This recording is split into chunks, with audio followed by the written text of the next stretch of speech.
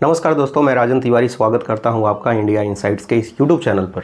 आज हम लोग बात करेंगे बिहार में जो चल रहा है ज़मीन सर्वे पुनः से शुरू होने वाला है उसके बारे में, और बात करेंगे क्या कर रही है बिहार सरकार ज़मीन सर्वे को लेकर और ज़मीन सर्वे किस लिए किया जा रहा है।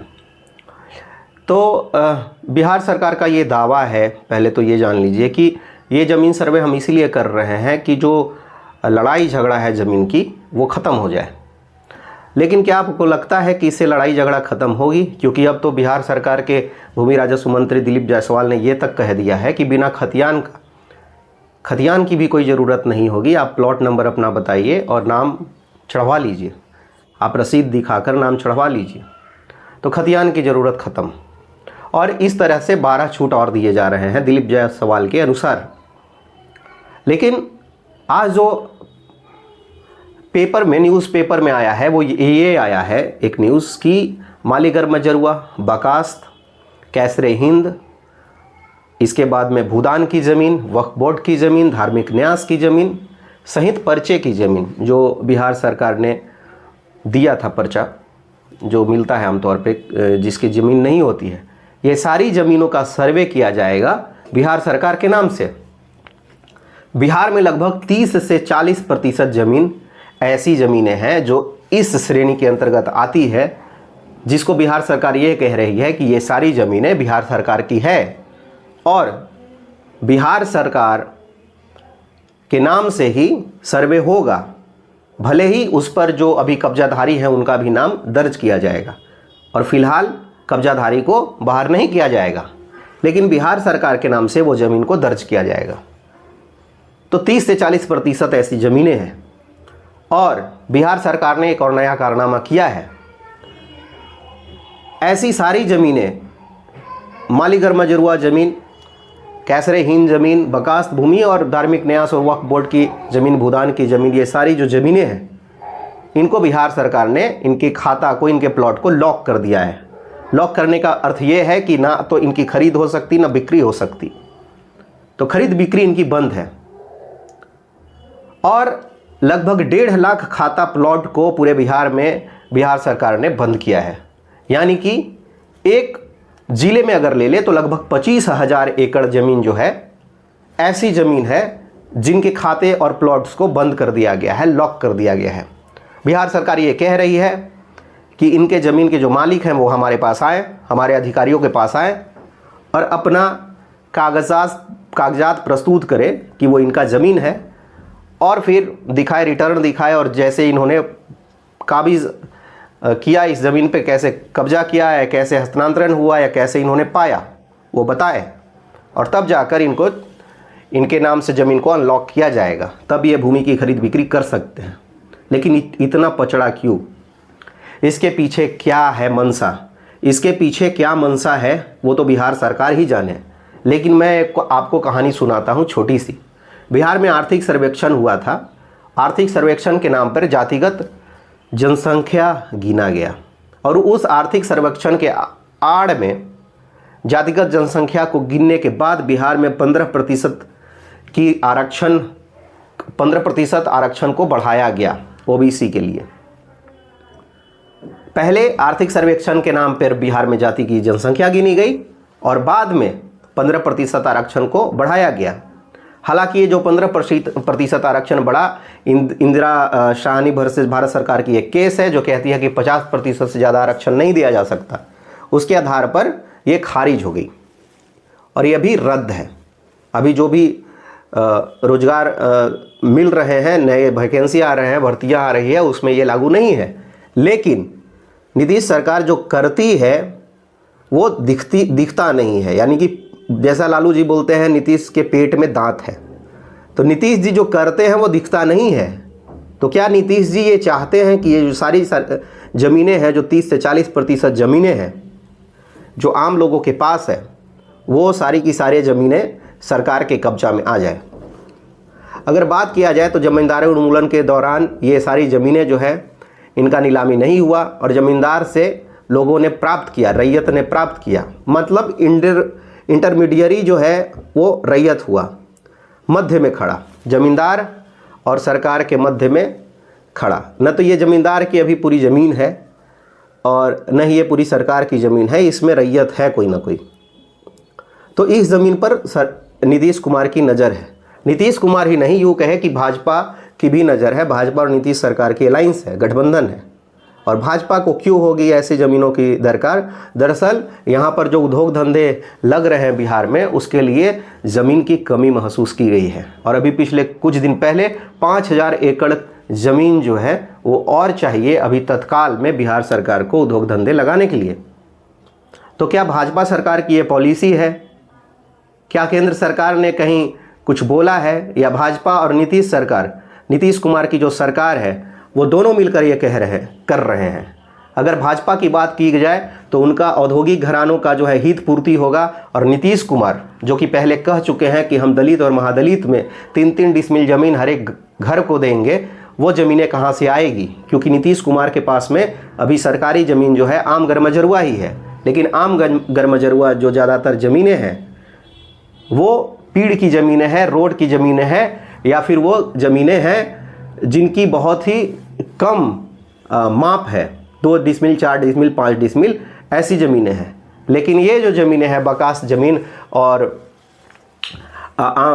माली गरमजरुआ और कैसर हिंद, ये सारी ज़मीनें जो हैं ये काफ़ी बड़े पैमाने पर हैं। और एक एक ज़िले में 25-25, 30-30 हज़ार एकड़ ऐसी ज़मीनें हैं। लेकिन ये आम कब्जाधारियों के कब्जे में है और इसमें सभी जाति, सभी समुदाय, सभी धर्म के लोगों का कहीं ना कहीं मालिकाना हक है, पहले से मिला हुआ। जो जोतते आए हैं, जिन्होंने लगान दिया है और जिनके नाम पर रजिस्ट्री है। खरीद बिक्री भी होती थी, अभी लॉक कर दिया गया है, अभी खरीद बिक्री बंद है। तो 2 चीज़ें हैं। क्या भाजपा अपने हित पूर्ति करना चाहती है औद्योगिक घरानों को? अडानी को क्या ज़मीन यहाँ नहीं मिल रहा है? या नीतीश कुमार जो चाहते हैं कि दलित और महादलित में भूमि का हस्तांतरण हो? बहुत पहले से ये ऐसी बातें चल रही है बिहार में कि जिनके पास ज़मीन नहीं है उनको ज़मीन दिया जाएगा। और बिहार के नीतीश सरकार ने पहले भी बोला था कि 3-3 डिसमिल ज़मीन देंगे। तो क्या इन सारे सर्वे के पीछे, इस सर्वे के पीछे क्या नीतीश कुमार की ये छुपी हुई मंशा है? खैर, बात जो भी हो, लेकिन क्या नीतीश कुमार ये ज़मीन पर अपना काबिज़ दाखिल कर पाएंगे? क्या ये ज़मीन कब्जा कर पाएंगे जो ये सोच रहे हैं? नीतियाँ क्या है, फैसले क्या हैं? सुप्रीम कोर्ट का ये फैसला है कि 30 साल से अगर कोई कब्जाधारी है किसी सरकारी ज़मीन पर भी, और यदि वो कागज़ प्रस्तुत करता है, गवाह प्रस्तुत करता है, तो ऐसी स्थिति में एडवर्स पोजीशन का मामला आता है। यानी कि प्रतिकूल बोल सकते हैं कि मालिकाना हक, और उसके तहत वो ज़मीन जो है हस्तांतरित कर दी जाती है। तो क्या जैसे आरक्षण में 15% कोटा बढ़ाया गया और फिर बाद में रद्द हुआ, ये जानते हुए भी बढ़ाया गया, ये चिंगारी सुलगाई गई कुछ लोगों के लिए अपने राजनीतिक हित साधने के लिए। तो क्या फिर से नीतीश कुमार यही करना चाहते हैं? वो एक फिर से आग लगाना चाहते हैं बिहार में और चाहते हैं कि ये आग लगे और मुझे फ़ायदा हो 2025 और आगे के चुनाव में। चूँकि नीतीश कुमार जो कहते हैं वो पता चलता नहीं है, वो बाद में पता चलता है। जो वो करते हैं उसका खोलते नहीं हैं पत्ता, वो पत्ता अपना छुपा कर रखते हैं। तो ये जो आज दैनिक भास्कर और तमाम अखबारों में जो छपा है कि ये सारी ज़मीनें जो सरकार के नाम से सर्वे किया जाएगा, ये कहाँ तक जायज़ है? क्योंकि इन पर लगान, इन पर मालिकाना हक, इन पर कब्जा तो कुछ लोगों का है। अभी कुछ दिन पहले, 2 दिन पहले ही जो एक स्टेट था, बेतिया स्टेट, उसकी लगभग 15,215 एकड़ ज़मीन को बिहार सरकार ने अपने अंदर लिया, अपना कब्जा दाखिल किया, उसको अधिग्रहण किया एक तरह से बोल सकते हैं, या फिर अपना मालिकाना हक प्रस्तुत किया उन सारी ज़मीनों पर। तो वो ज़मीन अभी किनके कब्जे में है? वो तो सारी ज़मीन का कोई ना कोई जोत होगा, किसी न किसी को वो हस्तांतरण किया गया होगा, या हस्तांतरण बहुत सारे को नहीं भी किया गया होगा, तो कहीं ना कहीं अतिक्रमण तो ज़रूर होगा। क्योंकि इतनी ज़मीन, लगभग 8,000 करोड़ की ज़मीन, उस पर नीतीश कुमार का सरकार का काबिज होना तो समझ में आता है, क्योंकि बेतिया राज परिवार का कोई वारिस नहीं था और उस ज़मीन का कहीं ना कहीं अतिक्रमण हो रहा था। लेकिन जिन ज़मीनों के वारिस हैं, जिन ज़मीनों के मालिक हैं, जिन ज़मीनों के उत्तराधिकारी हैं, उन ज़मीनों पर नीतीश कुमार की ये जो कुदृष्टि है ये समझ से बाहर है। और वो जब जानते हैं कि एडवर्स पोजीशन में वो सारी ज़मीनें फिर से उसी मालिक को प्राप्त हो जाएगी, तो वो ये क्यों कर रहे हैं? वो कह रहे हैं कि सुधार करना है, लेकिन सुधार तो कहीं दूर दूर तक दिख नहीं रहा है, क्योंकि जब आप खतियान लेंगे नहीं, जब आप केस को सुलझाएंगे नहीं, तो वो तो केस चलता रहेगा सिविल कोर्ट में। तो फिर आप किस नाम का सर्वे कर रहे हैं? आपकी ज़रूर कोई ना कोई छुपी हुई मंशा है, और वो मंशा आज न कल आहे बगाहे सबके सामने आ जाएगी। और जिस तरीके से आपने मालीगढ़ मजरुआ भूमि, बकास्त भूमि, कैसर हिंद भूमि, वक्फ भूमि और धार्मिक न्यास की भूमि, पर्चा की भूमि को जिस तरीके से आपने सरकारी रिकॉर्ड्स में दर्ज करवाने का प्रक्रिया शुरू किया है, जिस तरीके से आपने 1.5 लाख खाता और प्लॉट को लॉक कर दिया है, उससे आपकी छुपी हुई मंशा पूरी तरीके से जाहिर होती है कि आप ज़मीन को कब्जा करना चाहते हैं। तो दोस्तों, आप समझ लीजिए कि आपको सर्वे में भाग लेना है कि नहीं, आपको नीतीश कुमार को आगे से वोट देना है या नहीं। लेकिन इस पर यह भी मैं कहना चाहूँगा कि राजद की जो है ढुलमुल रवैया है, राजद भी चाहती है, क्या नहीं चाहती, लेकिन उन्होंने तेजस्वी यादव ने इसका विरोध किया है लॉक करने का, और ये सारी जो प्रक्रियाएं हो रही है, सुधाकर सिंह ने भी आवाज़ उठाया है इसके खिलाफ में। लेकिन क्या हकीकत में ये आवाज़ जो है जन भावना है वो उमड़ेगी इस आवाज़ के प्रति? ये तो दिख नहीं रहा कहीं ना कहीं, ये तो कहीं दिख नहीं रहा, क्योंकि ज़्यादातर लोग जो है सोए हुए हैं। बिहार सोया हुआ है, बिहार जागता तो शायद ये जो है इतनी बड़ी तानाशाही बिहारियों के ऊपर में नहीं होता, ज़मीन किसी की भी हो। एक मैं रिकॉर्ड्स देख रहा था जिसमें शहर की 40% ज़मीन जो है उस श्रेणी में आती है जो सरकारी है, यानी कि मालीगढ़ मजरुआ या बकास्त के श्रेणी में आती है या कैसर हिंद के श्रेणी में आती है। सभी शहरों की 40% ज़मीनें जो बड़ी बड़ी शहरें हैं। तो क्या नीतीश कुमार अगर झटके लगाएंगे किसानों को, तो क्या किसान हाईकोर्ट और सरकार से ये नहीं पूछेंगे कि आप शहर कब खाली करवा रहे हैं, आप पटना को कब खाली करवा रहे हैं, आप मुजफ्फरपुर को खाली कब करवा रहे हैं? क्योंकि यहाँ पर जो आबादी बसी है वो तो उन ज़मीनों पर ही बसी है जो ज़मीन नीतीश सरकार के अनुसार, बिहार सरकार में जो अभी नीतीश सरकार है उनके अनुसार वो सारी ज़मीनें सरकारी श्रेणी में आती है। तो ये बात है जिस पर चर्चा होनी चाहिए, ये बात है जो लोगों तक पहुंचनी चाहिए। किसी को कोई हक नहीं है कि उनका मालिकाना हक को सरकार अपने रिकॉर्ड्स में दे। और ये कोई सरकार की ज़मीन भी थी नहीं, न सरकार ने अपना कभी पोजीशन इस पर रखा। तो फिर ये किस मुंह से इस पर कब्जा करना चाहते हैं या इसको अपने अधीन लेना चाहते हैं, अधिग्रहित करना चाहते हैं, ये समझ से परे है।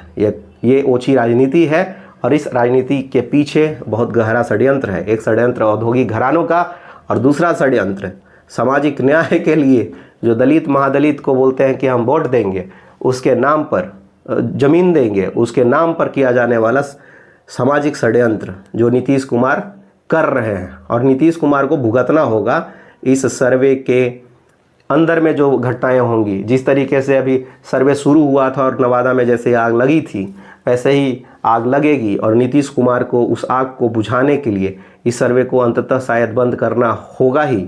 लेकिन देखना दिलचस्प होगा कि आग कहाँ से भड़कती है, आग कहाँ से लगती है, कौन विरोध करते हैं। क्योंकि अखबारों में तो इनके खिलाफ कुछ छप नहीं रहा। अखबार तो पैसे ले लेकर अपना मुंह भरे हुए हैं। बिहार के अखबार 5 साल में 395 करोड़, ये सरकारी डेटा है। 5 साल में 495 करोड़ या 495 करोड़, यानी कि 500 करोड़, यानी कि हर एक साल 100 करोड़ रुपए अखबारों को दिए जा रहे हैं उनके मुंह में ठूस ठूस कर कि भाई हमारे खिलाफ में मत लिखो। भाई रेप जैसी घटना हुई पटना में, उसको भी नहीं छापा गया, उसको छोटा सा छापा गया। रेप और हत्या एक महिला का हो गया पटना में 2-3 दिन पहले, और यहाँ की अखबारों ने कुछ नहीं छापा। तो ये मीडिया जो है वो बिकी हुई है पूरी तरीके से, और ये अखबारों पर आप विश्वास करेंगे तो कुएं में ही जाएंगे, सीधे कुएं में ही गिरेंगे। इसलिए सतर्क रहिए, जागरूक रहिए और नीतीश कुमार के खिलाफ आवाज़ बुलंद कीजिए। ये जो तानाशाही है इसके खिलाफ आवाज़ बुलंद कीजिए। बहुत बहुत धन्यवाद।